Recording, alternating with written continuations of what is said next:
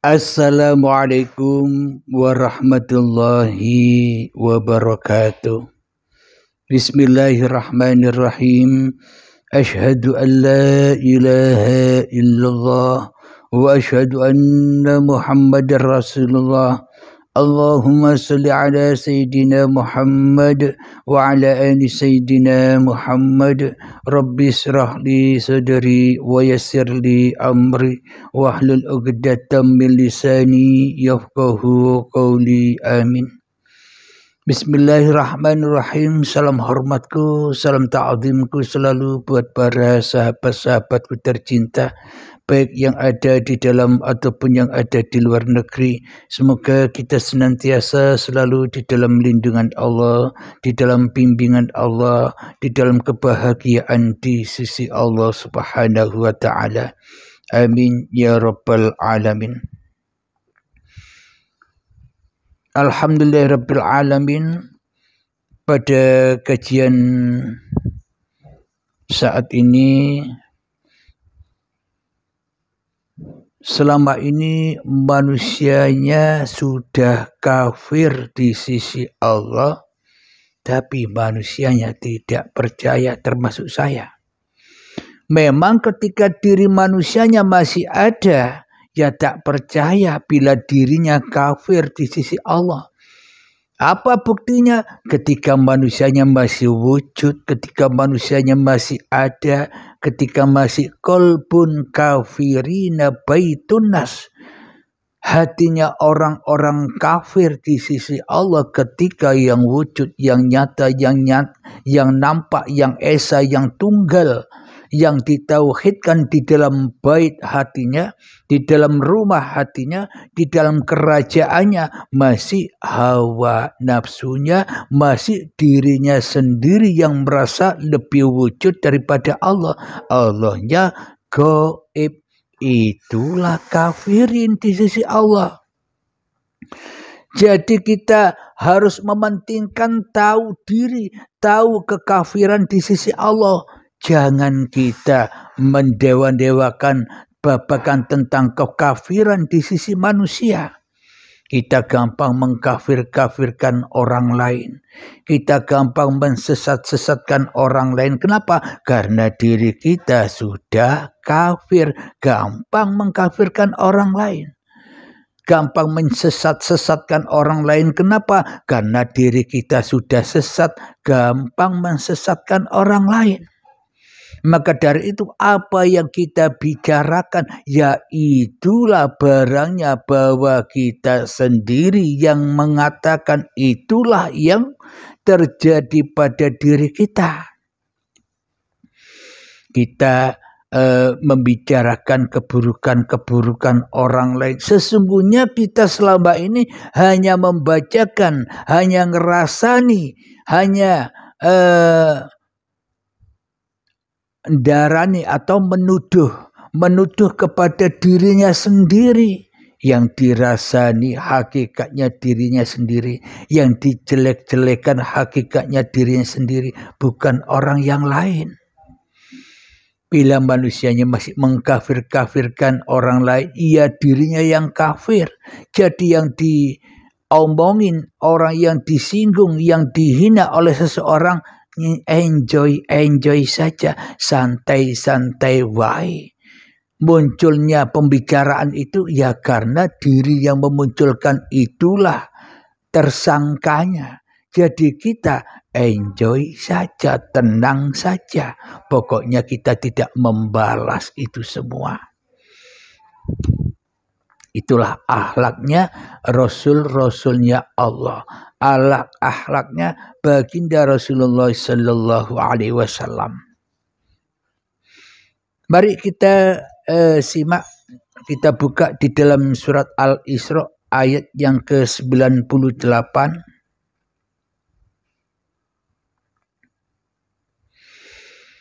Dzalika jazaa'uhum bi'annahum kafaru biayatina wa qalu a idza kunna 'idhaman wa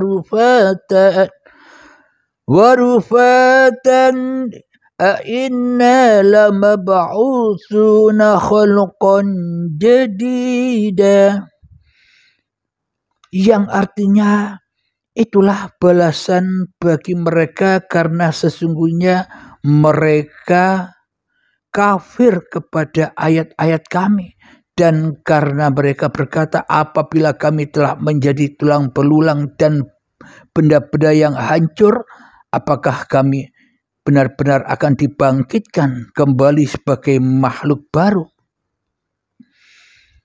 Alhamdulillahirabbil alamin. Orang kafir tidak percaya dengan ayat-ayat Tuhannya. Apa itu?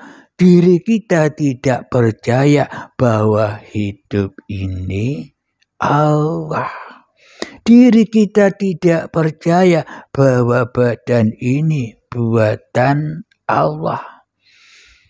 Kenapa manusia tidak percaya bahwa hidup ini Allah dan badan ini buatan Allah? Karena manusia merasa memiliki bahwa hidup dan badan ini milik manusianya. Itulah orang kafir di sisi Allah.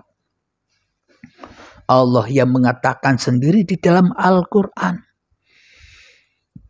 Jadi yang dimaksud manusia selama ini ingkar, kafir kepada ayat-ayat kami itu apa? Apa yang berlaku kepada diri kita, apa yang teraktivitas di dalam diri kita, seolah-olah kitalah penguasanya. Inilah orang-orang yang ingkar kepada ayat-ayatnya Allah. Kenapa? Karena apapun yang tergelar sejak bangun tidur sampai tidur lagi, yang ada di dalam hati kita hanya ayat-ayat hawa nafsu, ayat-ayat yang fana, ayat-ayat manusianya, ayat-ayat yang hancur, yang membuat manusia ada di lembah kehancuran. Sholatnya hancur. Kenapa? Karena manusia menyangka bahwa yang bisa sholat masih manusianya. Ibadahnya hancur. Kenapa? Karena manusianya masih merasa bahwa diri manusianya yang bisa beribadah. Syahadatnya hancur. Kenapa? Karena manusia yang merasa bisa bersahadat kepada Allah. Karena manusianya merasa bisa berhakikat dan bisa bermakrifat kepada Allah. Kenapa kok hancur? Karena manusianya merasa bisa bertajalli kepada Allah. Kenapa? Karena manusianya belum terbaiat hatinya. Manusianya tidak mau kalah dengan Tuhannya. Maka dari itu pentingnya mencari guru-guru secara dohiriyah, agar supaya guru secara dohiriyah Anda itu bisa menuntun hati-hati Anda, dan supaya guru-guru Anda bisa melepaskan diri Anda dari diri Anda di hati Anda. Jadi jangan belajar sendiri agar tidak tersesat.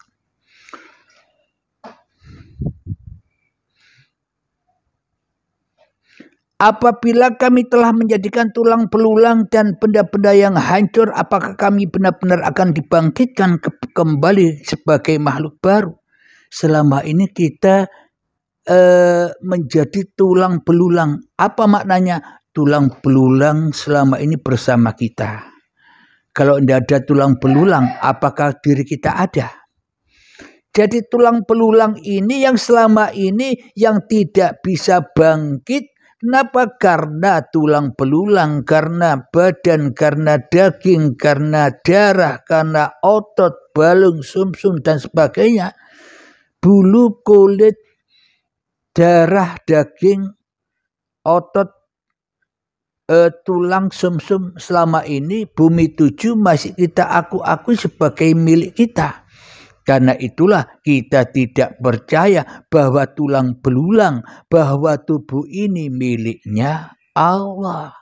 Tidak percaya. Jangankan besok. Kalau besok kita sudah mati, bagaimana mungkin kita bisa tahu dan bisa kita percaya? Wong kita tidak ada, wong kita goib, wong kita tidak wujud, ya tidak tahu apa-apa. Ya saat inilah, sekarang inilah waktunya Anda harus cari tahu. Harus cari jalan Tuhan. Agar apa? Agar tidak tersesat, agar tidak kafir dari Allah. Bukti manusia yang sudah kembali kepada Allah. Qalbun mu'minina baitullah. Jadi rumahnya, hatinya orang-orang yang beriman itu kenyataannya bila yang nyata hanyalah la ilaha illallah. Jadi sama imannya para nabi dan para rasul, sama imannya dengan hatinya Nabi Muhammad sallallahu alaihi wasallam. Itulah orang-orang yang bertaubat dari kekafirannya. Akhirnya tulang belulang yang selama ini manusia yang merasa memilikinya, badan, pergerakan, aktivitas yang masih manusianya yang merasa memilikinya, ketika manusianya sudah terbaiat hatinya, sudah taubat dirinya dari dirinya di dalam hatinya, maka bangkitlah kesadarannya manusia itu bahwa tulang belulang ini bisa menjadi ayat-ayatnya Allah, jadi makhluk baru. Hancurlah makhluk manusia yang belum terbaiat hatinya, dan setelah terbaiat hatinya menjadi makhluk baru, makhluk yang taat kepada Allah ketika sudah mengikuti bimbingan-bimbingan baiat. Makhluk yang baru itu apa? Makhluk yang baru maknanya makhluk yang memang menjadi sebenar-benarnya makhluk. Muhammad, bukan kamu yang melempar, tapi aku yang melempar. Jadi memang manusianya sudah lillahi ta'ala. Inilah yang dimaksud menjadikan Allah menjadikan makhluk-makhluk baru. Makhluk-makhluk lama adalah makhluk yang fana, makhluk kemanusiaannya, makhluk-makhluk yang baru adalah makhluk yang mana sudah otomatis lillahi ta'ala, makhluk yang enjoy saja karena sudah dihijrahkan dari kegelapan menuju kepada yang terang benderang, karena sudah hijrah dari neraka menuju jannah, karena sudah hijrah dari manusia yang lama menuju lillahi ta'ala. Semoga saya dan semoga kita semua memahami ya.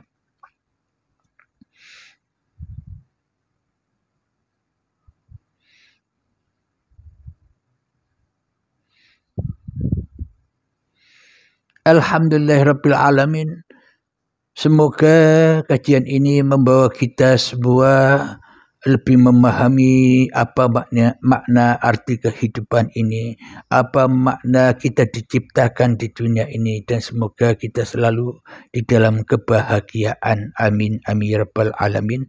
Dan akhir kalam, assalamualaikum warahmatullahi wabarakatuh.